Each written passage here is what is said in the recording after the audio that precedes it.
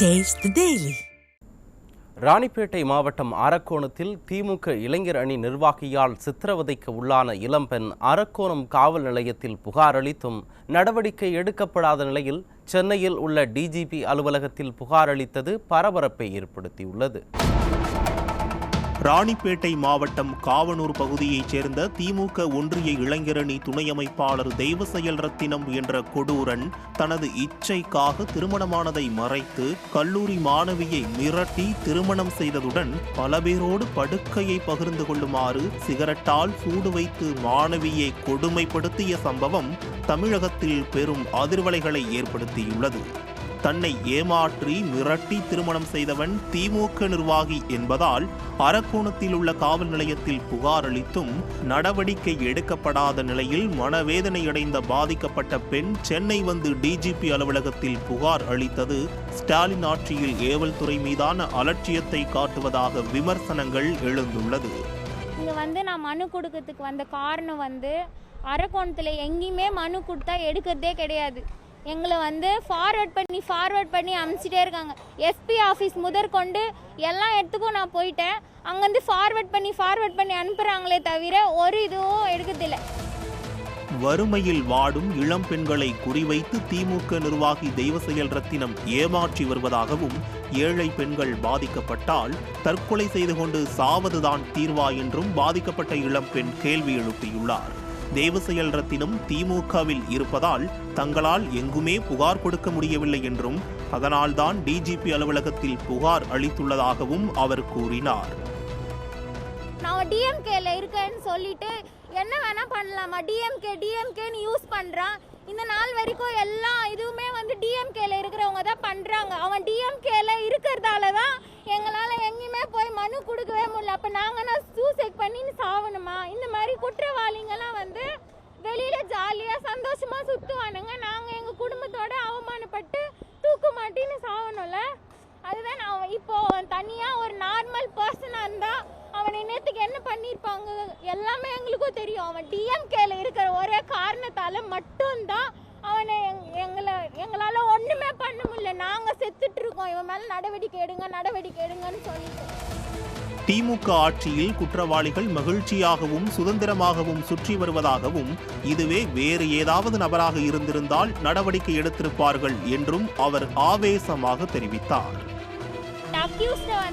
வெளியில விட்டுறாங்க சுதந்திரமா. நாங்க இந்த மாதிரி மனு வச்சுன்னு அலைஞ்சிட்டு இருக்கணும் எல்லா இடமும். இந்த தெய்வ செயல் மேல கம்ப்ளைண்ட் எடுக்க சொல்லி நாங்க அலையாத இடமே கிடையாது. இப்போ லாஸ்டா நாங்க இங்க வந்திருக்கோம். சேஃப்டிக்காக கொடுக்க வந்த ஒரு மனுவை வச்சு எஃப்ஐஆர் போட்டிருக்காங்க. அதுவும் 10ஆம் தேதி போட்டிருக்காங்க. 10ஆம் தேதியிலேருந்து நான் 15ஆம் தேதி போய் கேட்குறேன். 15ஆம் தேதி அந்த மனு காட்டுறாங்க இதுதான்ட்டு. நான் கொடுத்த மனுவோட எஃப்ஐஆரே அது கிடையாது. நான் பாதிக்கப்பட்ட பொண்ணு எடுத்துன்னு இந்த எஃப்ஐஆர் கொடுக்குறேன். இதுலேருந்தே எடுக்க மாட்டேன்றாங்க. அப்போ சேஃப்டிக்காக கொடுத்ததை எடுத்து என்னையே இந்த மனு நாங்கள் வாங்க மறுக்கிறோம் அப்படின்ட்டு என் மேலே தப்பு இருக்க மாதிரி இப்போ எல்லார்கிட்டையும் சொல்லிட்டு இருக்காங்க. அந்த அரக்கோணம் ஏடபிள்யூபிஎஸ்ல இருக்கிற எல்லா போலீஸுங்களுமே.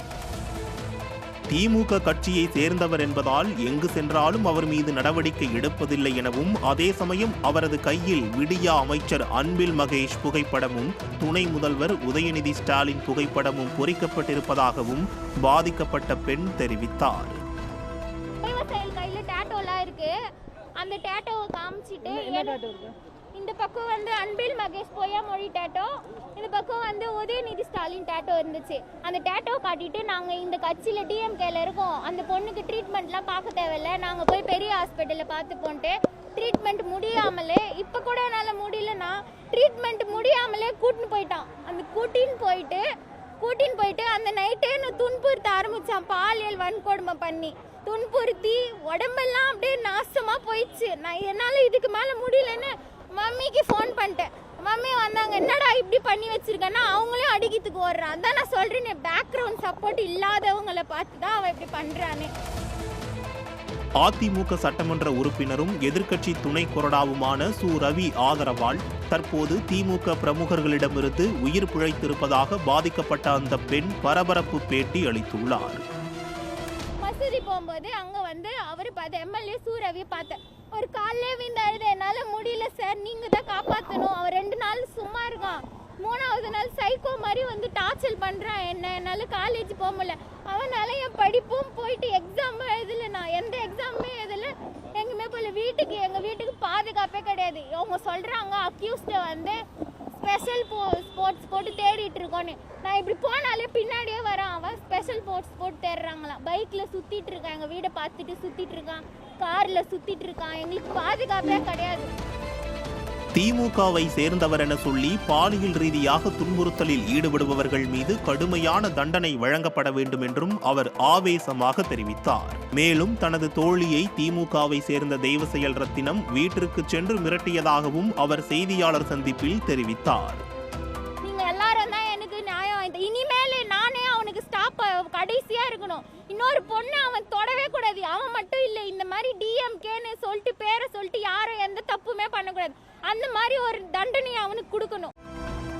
இதுபோன்று தங்கள் ஆட்சியில் கட்டுக்கடங்காத பாலியல் குற்றங்கள் அரங்கேறி ஏராளமான பச்சிளம் பெண் குழந்தைகள் முதல் பல்லுடைந்த பாட்டிகள் வரை பாலியல் அத்துமீறல்களால் கதறும் நிலையில் அதையெல்லாம் கண்டுகொள்ளாமல் அயர்ந்து தூங்கிக் கொண்டிருக்கும் அப்பா ஸ்டாலின் பொள்ளாச்சி சம்பவத்தை வைத்து அதிமுகவை குறை கூறுவதா என மக்கள் விமர்சிக்கின்றனர்.